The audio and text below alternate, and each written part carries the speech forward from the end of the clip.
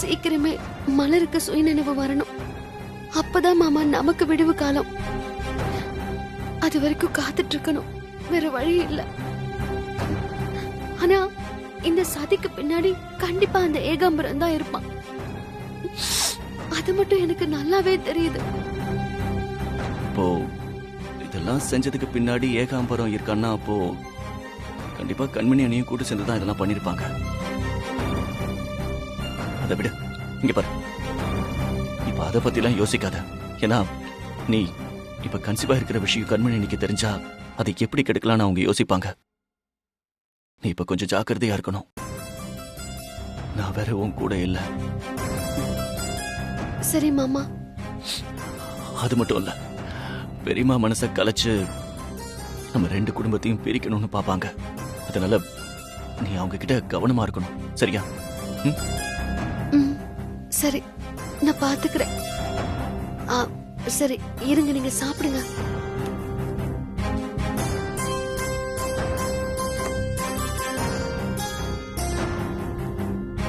ரசாத்தி, இப்ப நீ நம்ம உசுர சுமந்துகிட்டு இருக்க. நீதான் இப்ப நல்லா சாப்பிடணும். அப்பதான் குழந்தை நல்லபடியா பிறக்கும். குடு குடு குடு. இந்தா.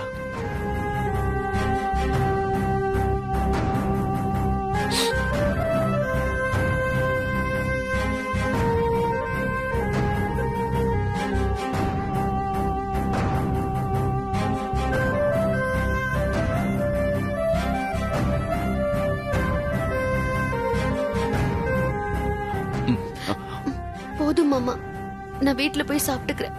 நீங்க சாப்பிடுங்க.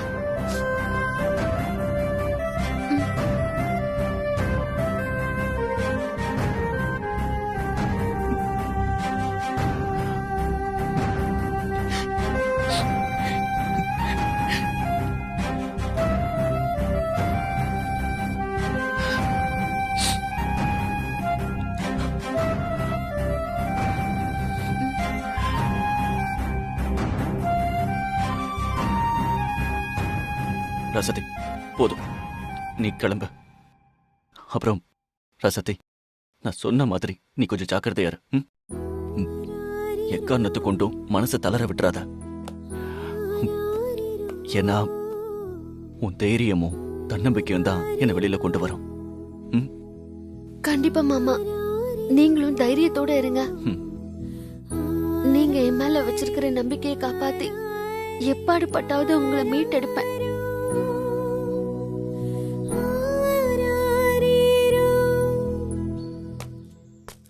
ஐயா, ஐயா, ஐயா.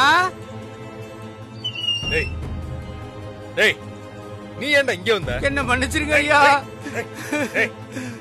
பாவப்பட்ட கையால என் காலை தொடாதடா, போட. என்ன மன்னிச்சிருங்க ஐயா, வேற போக்கடம் இல்லாம உங்ககிட்ட வந்திருக்கேன். தயவு செஞ்சு என்ன மறுபடியும் ஏத்துக்குங்க ஐயா. இனிமே எந்த தப்பு பண்ண மாட்டேன். என்னடா புலம்புற? நீங்க தான் என் குலசாமி. டேய், நீ எல்லாம் திருந்தவே மாட்டடா. ஐயா ஐயா, உங்களை விட்டா இந்த அனாதைக்கு வேற ஆதரவே இல்லையா. தயவு செஞ்சு என்ன மன்னிச்சிருங்க ஐயா. நீங்க மட்டும் என்ன மன்னிக்கல, இப்பவே போய் ஏதோ குளத்துல விழுந்துருவேன் ஐயா. என்ன மிரட்டுறியா? இதுக்கெல்லாம் 5 நாள் நான் இல்லடா. நீ ஒரு குடிகாரன், சூதாடி. நீ எனக்கு சிஷ்யனா? இந்த ஜென்மத்துல நடக்காதுடா. மரியாதையா இந்த இடத்த விட்டு போயிடு. இல்லையா, நான் போக மாட்டேன் ஐயா. டேய், என்ன பேச வைக்காதடா. உன்கிட்ட கொஞ்சம் கூட குரு பக்தி, தொழில் பக்தி ஏதாவது இருக்காடா? என்கிட்ட ஏதோ கொஞ்சம் கத்துக்கிட்டு ஊருக்குள்ள போய் எல்லாரையும் ஏமாத்தி காசு வாங்கி குடிச்சுக்கிட்டு இருக்கேன். இப்படிப்பட்ட உன்னைய நான் சிஷ்யனா ஏத்துக்கோனா? ஒரு காலமும் கிடையாது. ஐயா ஐயா, அப்படியெல்லாம் சொல்லாதீங்க ஐயா. இனிமே ஒழுங்கா இருப்பேன் ஐயா. குடிகாரம் பேச்சு விடிஞ்சா போச்சு. நீ எல்லாம் திருந்தவே மாட்டடா. ஒன்னு சொல்றேன், நல்லா கேட்டுக்க. ஜோசியா நாக்குல இருந்து வர்ற ஒவ்வொரு வார்த்தையும் கடவுள்கிட்ட இருந்து வர்ற மாதிரி. என்னதான் ஜனங்க கடவுளை கும்பிட்டாலும் என்ன மாதிரி ஜோதிடர்களை நம்பி வந்து அவங்க இன்ப துன்பத்துக்கு பரிகாரத்தை கேட்டுட்டு போறாங்க. அப்படிப்பட்ட புனிதமான தொழில உன்ன மாதிரி ஆளுங்க கெடுக்க பாக்குறீங்க. இனி எந்த தப்பும் பண்ண மாட்டேன் ஐயா. என்னடா திரும்ப திரும்ப சொன்னதே சொல்ற? உன் புத்தி தெரியாம இவ்வளவு நாள் வச்சிருந்த பாவத்தை நான் எந்த கங்கையில போய் எப்படி தொலைக்க போறேன்னு எனக்கே தெரியல. என் கண்ணு முன்னாடி நின்ன உன்னை என்ன பண்ணுவேன்னு எனக்கே தெரியாது.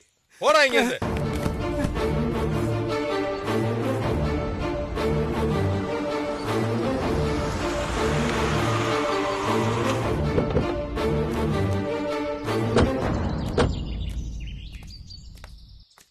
வாமா.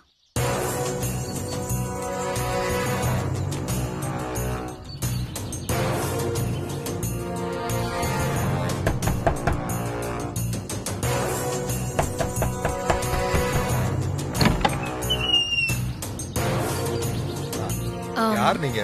ஜோசியர். ஆமா நான் தான். வாங்க உள்ள வாங்க. வாமா.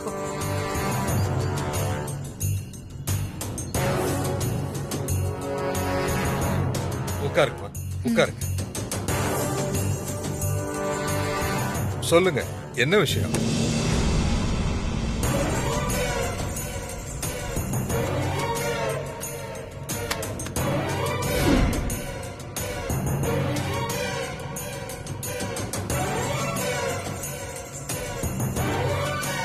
என்னம்மா வந்த உடனே பணத்தை எடுத்து வைக்கிறீங்க?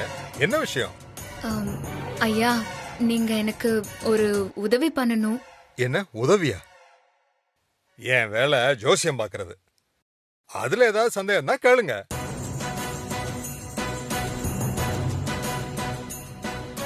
எனக்கு தெரியும். அது விஷயமா தான் நான் பேச வந்தேன். எனக்கு தெரிஞ்ச பொண்ணு ஒருத்திக்கு குழந்தை உண்டாயிருக்கு. ஆனா அவ புருஷன் இப்போ ஜெயில இருக்கான். அதான் நீங்க வந்து இந்த குழந்தை ஜனிச்ச நேரம் சரியில்லை, அதான் அப்பா ஜெயில இருக்காரு, உடனே இத கலைக்கணும், இல்லனா இந்த பொண்ணோட புருஷன் நிரந்தரமா ஜெயிலே கிடக்க வேண்டியதான்னு நீங்க சொல்லணும்.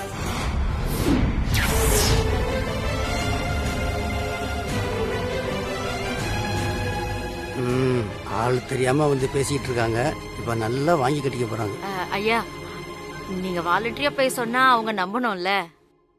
அதுக்கு என் பொண்ணு ஒரு ஐடியா சொல்லுவா, அத கேட்டுக்கங்க. நான் அந்த குடும்பத்துல நடந்த எல்லா விஷயத்தையும் உங்ககிட்ட புட்டு புட்டு வைக்கிறேன். நீங்க நல்லா மண்டையில ஏத்திட்டு போய் சொன்னீங்கன்னா அப்படியே நம்பிடுவாங்க. அப்புறம் என்ன, இவரு சொல்றதெல்லாம் உண்மைதான், நேர்ல பார்த்த மாதிரியே சொல்றாரு, அதனால இவர் சொல்றதெல்லாம் கேட்போன்னு அந்த பொண்ணோட கருவை உடனே கலைச்சிருவாங்க. அவ்வளவுதாங்க விஷயம். அது மட்டும் இல்ல, இந்த பணம் வெறும் அட்வான்ஸ் தான். நீங்க மட்டும் எப்படியாவது நல்லபடியா முடிச்சு கொடுத்தீங்க, நான் எவ்வளவு பணம் வேணாலும் தரேன். வாய முடு.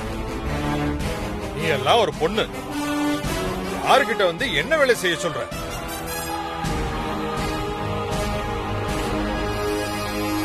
அந்த காளியாத்தாவே என் நாக்குல வந்து குடியிருந்து அருள் வாக்கு சொல்றா. அப்படிப்பட்ட என்ன ஒரு குடும்பத்தோட வாரிச அழிக்கணும்னு சொல்ல வைக்க பாக்குறியே, உனக்கு என்ன நெஞ்செழுத்தம் இருக்கும்?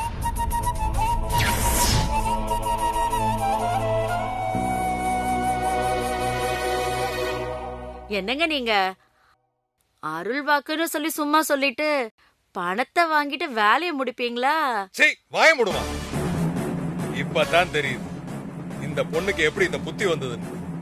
முதல்ல ஒண்ணு சொல்லணும், தெய்வ வாக்கு சொல்றவன பொய் வாக்கு சொல்ல வைக்க பாக்குறியே, அதுவும் பணத்தை கொடுத்து கருவை கலைக்க சொல்றியம்மா. இத வாங்கினா என் குடும்பம் தலைக்குமா? இந்த மாதிரி ஒரு பாவத்தை 7 ஜென்மம் எடுத்தாலும் நான் செய்ய மாட்டேன்.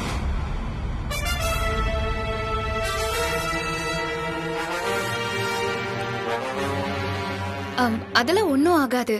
நான் என்ன சொல்ல வரேன்னா, நிறுத்துமா. இதே எண்ணத்தோட இருந்தீங்கன்னா நீயும் உன் குடும்பமும் எப்பவும் உருப்பட மாட்டீங்க. முதல்ல இந்த பணத்தை எடுத்துக்கிட்டு வீட்டை விட்டு வெளியில போங்க. அது வந்து நான் சொல்றது கொஞ்சம் சொல்லிக்கிட்டே இருக்கேன். மரியாதையா சொல்லும் போதே எந்திரிச்சு போயிருக்கேன். இல்ல என்னோட சுயரூபத்தை நீங்க பார்க்க வேண்டியது இருக்கும். கண்மணி வாடி போயிடலாம், அப்புறம் ஏதாவது சாபம் விட்டுற போறாரு. எடுத்துக்கோ வா.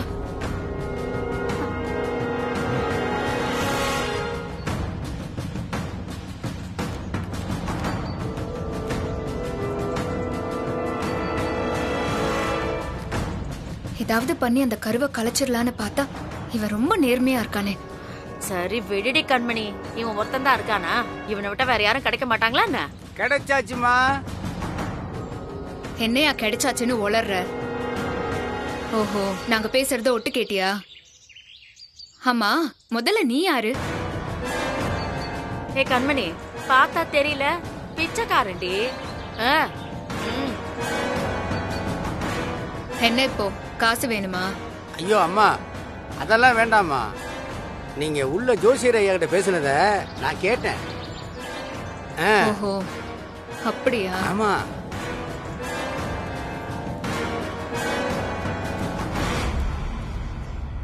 நாங்க பேசினத வெளியே சொல்லாம இருக்க இது போதுமா? ஐயோ அம்மா, நீங்க என்ன தப்பா புரிஞ்சுக்கிட்டீங்க. நான் வந்த விஷயமே வேற. இந்த ஐயாவோட சிஷியம் தானா. ஏதோ கொஞ்ச நாளா குடி சூதுன்னு இருந்துட்டேன். இப்ப நான் திருந்தி வந்து வேலை கேட்டா எட்டி உதச்சு அனுப்பிச்சிட்டாரு. அதான் அவர்கிட்ட சொன்னத உங்களுக்காக நான் பண்ணி தரேன். என்னது, நீயா? ஆமாம்மா, என்னால முடியும். நான் அவர் சிஷியம் தானே. அதனால நீங்க எந்த வீடுன்னு மட்டும் சொல்லுங்க. நீங்க சொன்ன அதே விஷயத்த அப்படியே அங்கே போய் சொல்லி அவங்கள நம்ப வச்சு, நீங்க சொன்னீங்களே ஏதோ ஒரு பொண்ணுன்னு, அந்த பொண்ணோட கருவை கலக்கி வச்சிடுறேன். கண்மணி, எனக்கு நம்பிக்கை இல்ல. என்ன நம்புங்கம்மா, பக்காவா முடிச்சு தர்றேன். அது மட்டும் இல்லாம பணமும் எனக்கு கொஞ்சம் கொடுத்தா போதும். இப்ப என்ன நீ செய்யறன்னு சொல்றியா? ஆமாம்மா,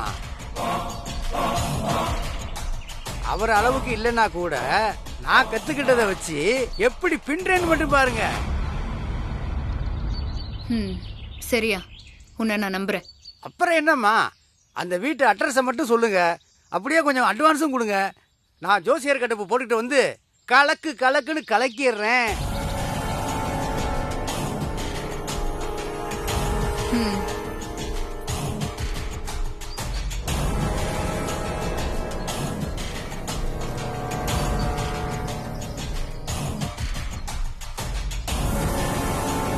காரியத்தை நல்லபடியா முடி. அப்புறம் மீதி பணம் தன்னால வரும். அம்மா, அட்ரஸ்? சேர்மன் ராசாத்தி வீடு தெரியுமா? ஓஹோ, எனக்கு நல்லா தெரியுமே. நீங்க தைரியமா போங்க, நான் பாத்துக்கிறேன். காசு மேல காசு வந்து கொட்டுகிற நேரம் இது. என்னடி கண்மணி, இவன் கரெக்டா பண்ணிடுவானா? பாப்போம். இல்ல கொடுத்த 5000 ரூபாவை எப்படி வசூல் பண்ணணுமோ அப்படி பண்ணிடலாம்.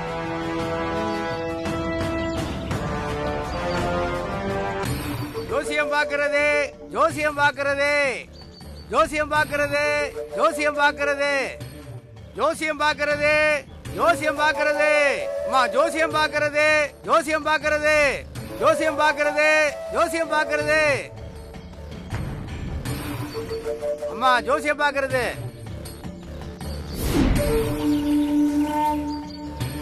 அம்மா, ஒரு நிமிஷம்.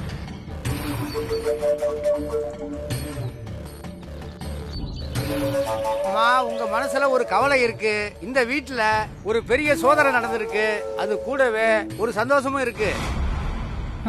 அது மட்டுமா, இந்த வீட்டுல இருக்கிற பெரியவங்க ஏற்கனவே இருந்த வீட்டுல இருந்து கோவிச்சுக்கிட்டு மன கஷ்டத்துல இங்க வந்திருக்காங்க.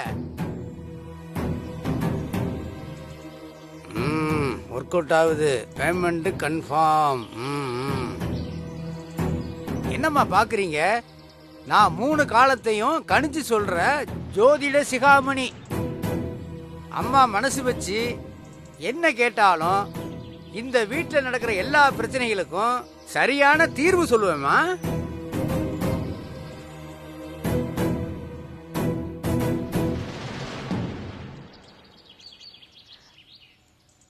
சம்பந்தி, யார் சம்பந்தி இது? நான் சொல்றேம்மா, நான் தான் ஜோதிட சிகாமணி. முக்காலமும் கணிச்சு சொல்லி உங்க வீட்டில் நடக்கிற பிரச்சனைக்கு பரிகாரம் சொல்லுவேன். என்னம்மா இப்படி பாக்குறீங்க? இல்ல, பெரிய ஜோசியர்னு சொல்றீங்க. ஆனா இப்படி குறிகார மாதிரி தெருவுல வந்து சுத்துறீங்க? ஐயோ, இந்த லாஜிக்கை நம்ம யோசிக்கவே இல்லையே. சபாஷ், சரியான கேள்வி. மக்கள் என்ன தேடி வர்றது எனக்கு சரின்னு படல. அதான் நானே ஊரா சுத்தி அவங்க கஷ்டத்தை போக்குறேன். ஆமா சம்பந்தி, இப்பதான் நம்ம வீட்ல நடந்த எல்லா விஷயத்தையும் நேர்ல பார்த்த மாதிரி சொன்னாரு. அப்படியா? அப்புறம் ராசாத்தி உண்டாயிருக்கிற இந்த நேரத்துல பெண்ணு பார்த்து மாப்பிள்ளை ஜெயில்ல இருக்காரு. அப்படி எதுவுமே சரியில்லைன்னா அப்ப நேரம் சரியில்லைன்னு தானே அர்த்தம். அதான் இவர்கிட்ட ஏதாவது பரிகாரம் இருக்கான்னு கேட்கலாமா? சரி சம்பந்தி, கேக்கலாம். அப்படியாவது நல்லது நடக்கட்டும். உள்ள வாங்க. இந்த வர்றோமா? உள்ள கூட்டு வாங்க.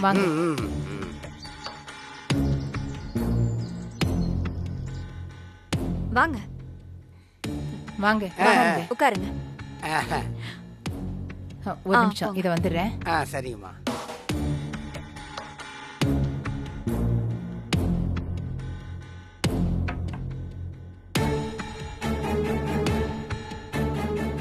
சாமி, எங்க வீட்ல நீங்க எதுவும் சொல்ல வேண்டாம். என் ஞான திருஷ்டியில இந்த வீட்டுல நடந்த எல்லா சம்பவமும் அப்படியே என் கண்ணு முன்னாடி தெரியுது. இந்த வீட்டோட சம்பந்தி அவங்க வீட்டுல உள்ள பெரியவங்க பிரச்சனை பண்ணி மனசு பாதிக்கப்பட்டு உங்க வீட்லயே தங்கி இருக்காங்க.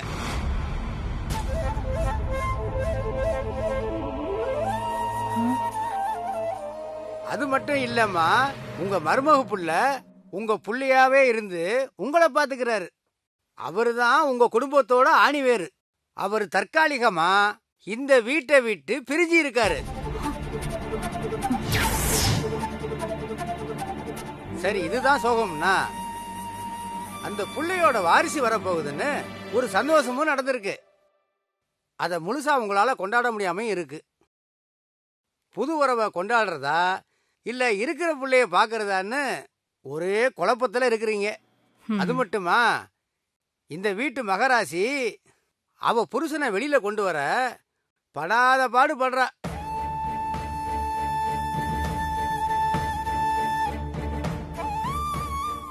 இப்படியெல்லாம் நீங்க வருத்தப்பட்டு இருக்கும்போது புதுசா வந்த மலர் சந்தோஷத்தை கொடுத்தாலும் கூட. என்ன சாமி அப்படியே நிறுத்திட்டீங்க?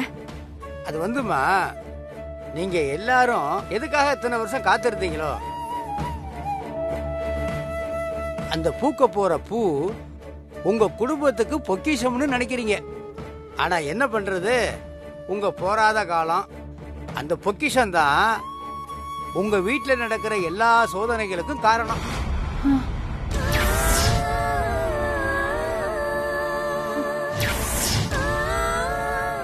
நீங்க என்ன சொல்றீங்க சாமி?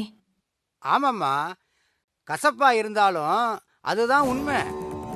யாரால அந்த பூ பூத்துச்சோ அவருக்கே பெரிய சோதனையை கொடுத்துருச்சு.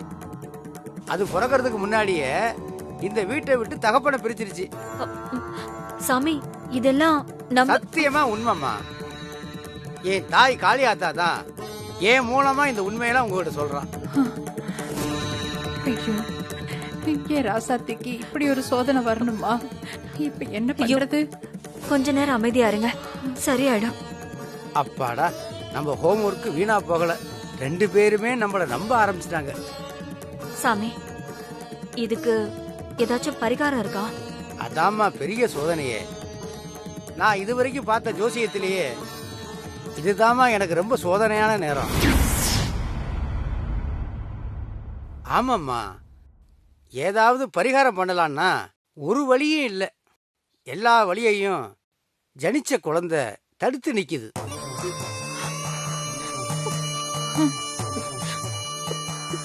சாமி, அப்படியெல்லாம் சொல்லாதீங்க.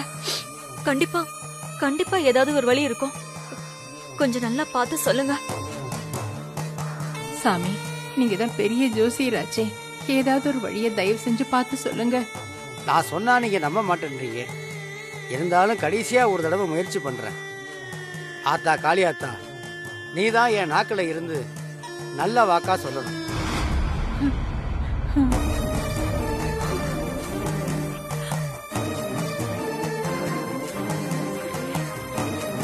கடவுளே,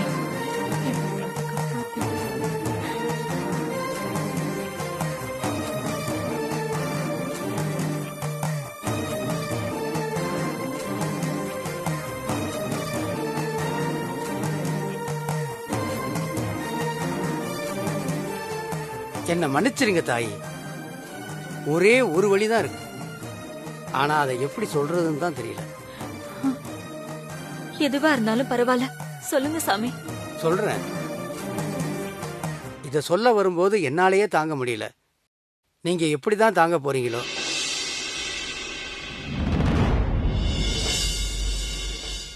அது என்னன்னா, ஜெனிச்சு இருக்கிற அந்த மலரை வளர விடாம ஆரம்பத்திலேயே களைச்சிட்டா நல்லது.